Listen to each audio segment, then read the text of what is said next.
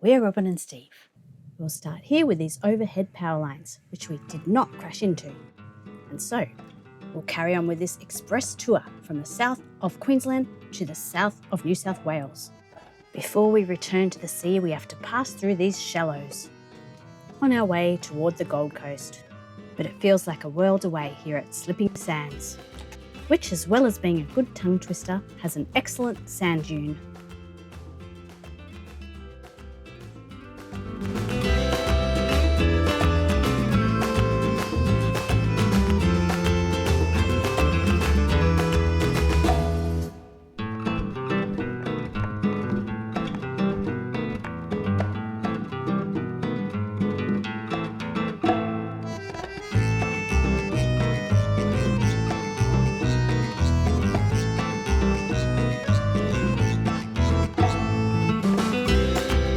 The calm weather while it lasted, then wove our way through the backwaters of the not very Gold Coast. It's a strange place, so we just kept going, making this sometimes dangerous bar crossing in benign conditions. The not very Gold Coast. In our ship's log, this passage was described as a hell overnighter to Iluka. We were bashing into 3-metre waves. It was a dark night of spicy squalls. Here Steve is putting in another reef.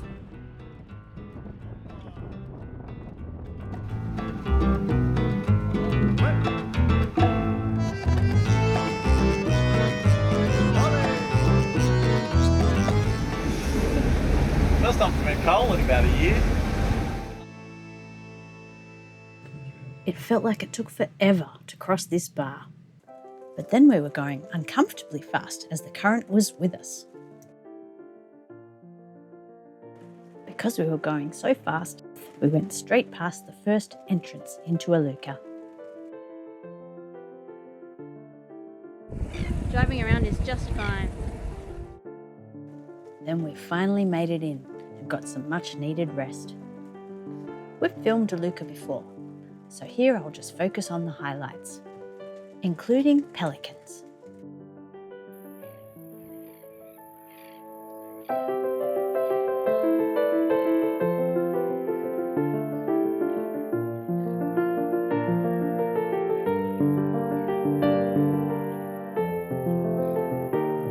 This little trolley has earned its keep in places like this, since shopping for fuel in jerry cans is hard work. Other highlights here are the coastal walks and the wisp of remaining rainforest.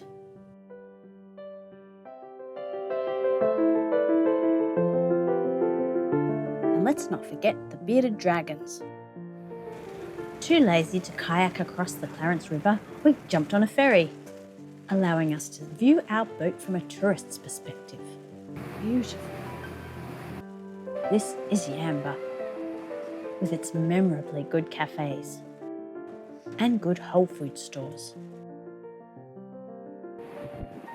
We were nearly ready to leave this area, but there was one more highlight. Apart from more pelicans, the bakery.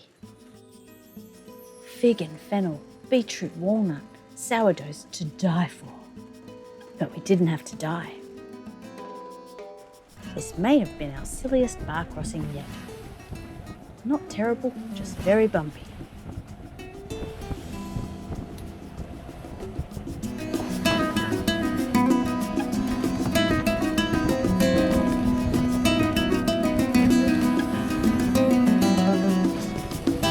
We were embarking on a 335 nautical mile trip to Port Hacking.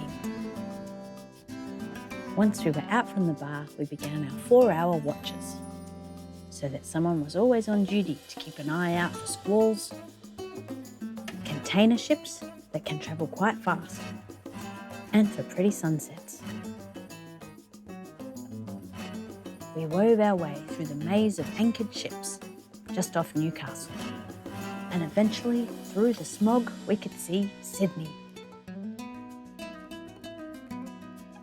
We hooned past Port Jackson, past Botany Bay, and as the sun was setting, we reached Port Hacking, packed up the sails and headed for Gunnemutter Bay in the dark.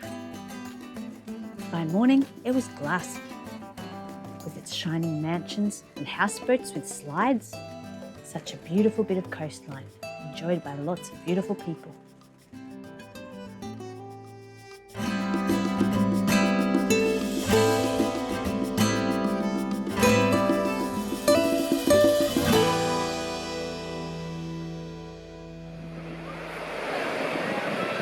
Oh, there's a slow person back there. Let's all feel for the slow person. There are a lot of people here, with all that comes with that.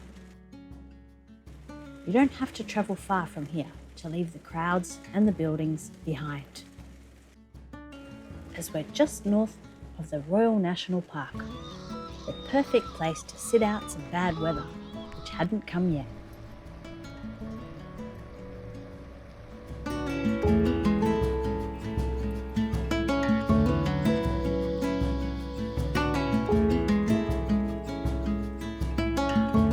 Just a short kayak upriver, a waterfall meets the sea, and rock hopping upstream leads to many waterholes.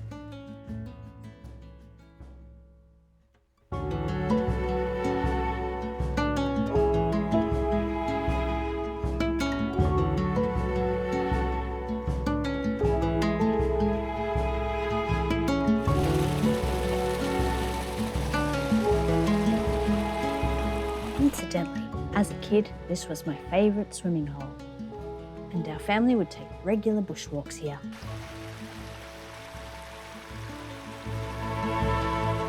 While kayaking back, we saw something quite big swimming ashore.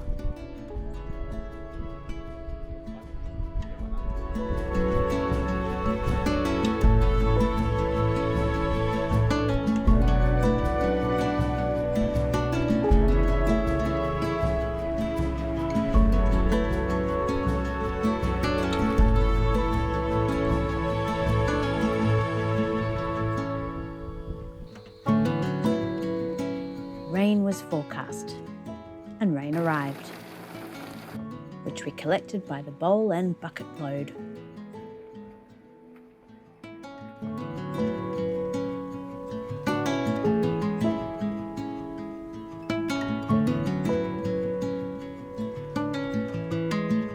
Once the sun was out, we loaded upriver a little bit more, past one of my old favourite campgrounds.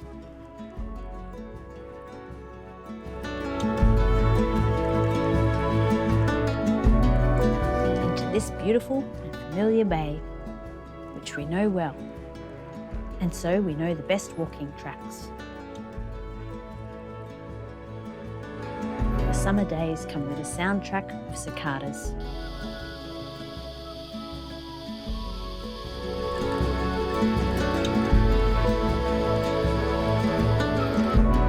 I remembered a silk sequence that I'd never tried on the boat, so I was pretty excited to have a go this perfectly glassy morning. From here, you can also take a beautiful kayak trip on high tide.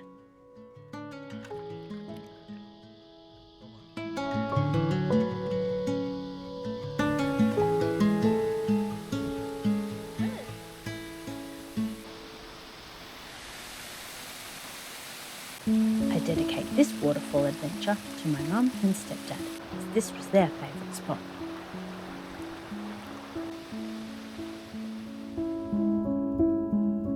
From here we slowly made our way back towards the sea, but there was still some more bad weather to wait out. While the sun was out, I oiled the deck and tried to kick some rust off some very rusty circus skills.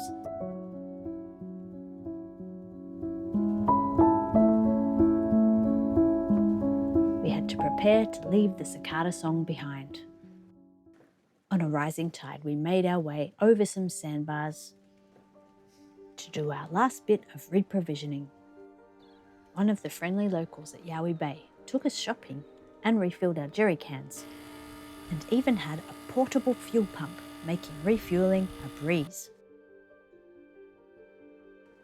For us, it was 78 nautical miles, from Port Hacking to Jervis Bay, As I woke for my final watch, these cliffs greeted me.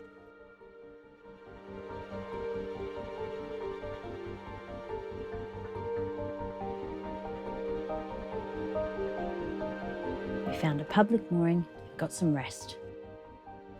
Pretty soon, in Tassie, we were to haul the boat out. I dove down to take a look at the hull, but also saw some nice fish. Our anode was doing its job, corroding away, and our propeller was beginning to grow a crop of barnacles. We took the opportunity to stretch our floppy legs and look at the cliffs from above.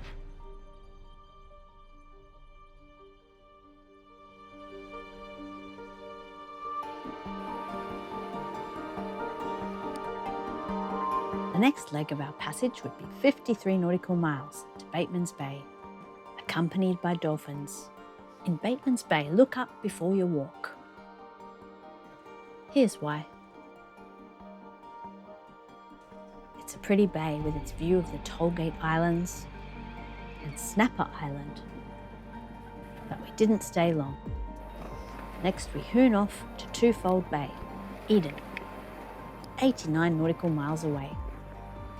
We've gotten pretty good at detecting unusual movement in the sea, but to be honest, dolphins were pretty easy to spot on this beautiful calm day.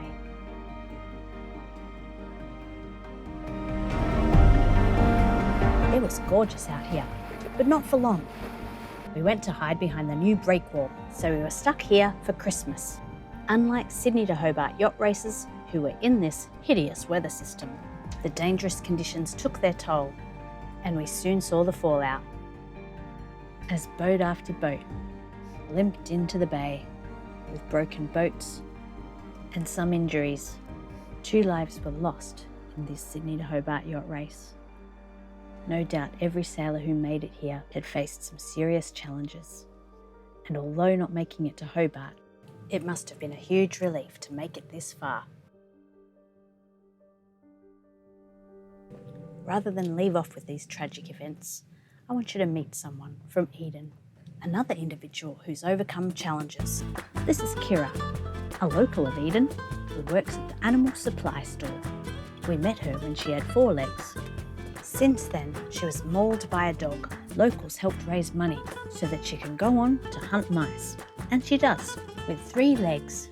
Apparently, the owner told us, she's even become famous on Instagram. It's an honour to meet you, Kira. Soon we are to leave this sleepy fishing town with its well-fed pelicans